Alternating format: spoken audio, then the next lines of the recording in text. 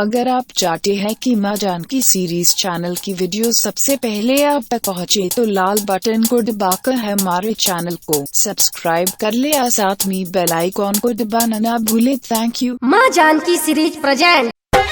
बाबा हो गांजा गांजा गांजा भंगिया के कोई से डोजा रोजा बर्दाश्त करीले करीले करीले।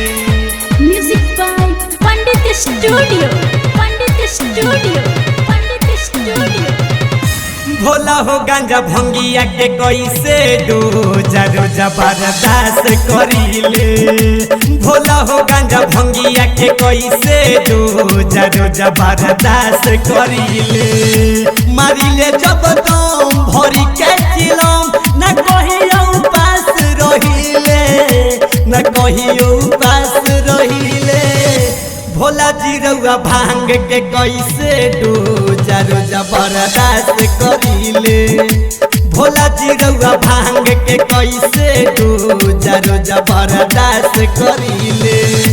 मारिले जब दम भरी के चिलम न कहियो उपास रहिले न कहियो उपास रहिले। भोला जी रउआ भांग के कैसे डोजा रोजा बर्दाश्त करीले। भोला जी रउआ भांग के कैसे डोजा रोजा बर्दाश्त करीले।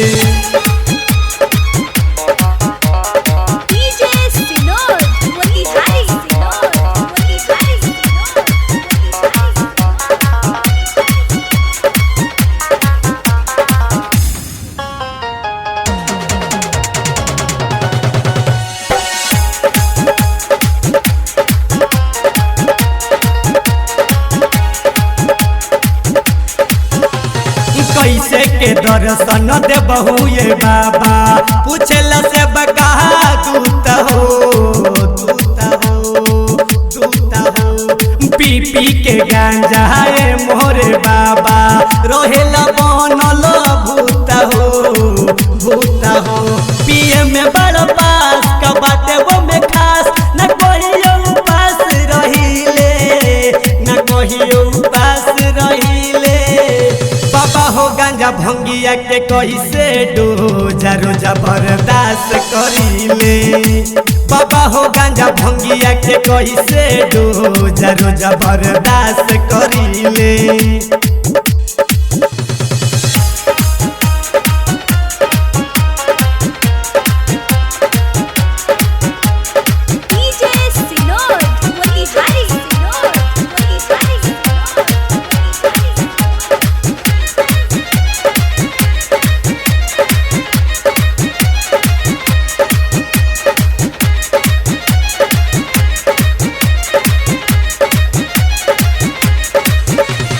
करे रे कवडिंग मोहन भाई गावेला मंजित भाई हो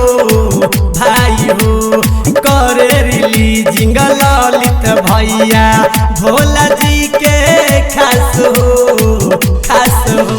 पियला रोज भांग न करे ले आराम न कहियो उपास रहिले न कहियो उपास रहिले। बाबा हो गांजा भंगिया के कैसे डोजा रोजा बर्दाश्त करीले। बाबा हो गांजा भंगिया के कैसे डोजा रोजा बर्दाश्त करीले।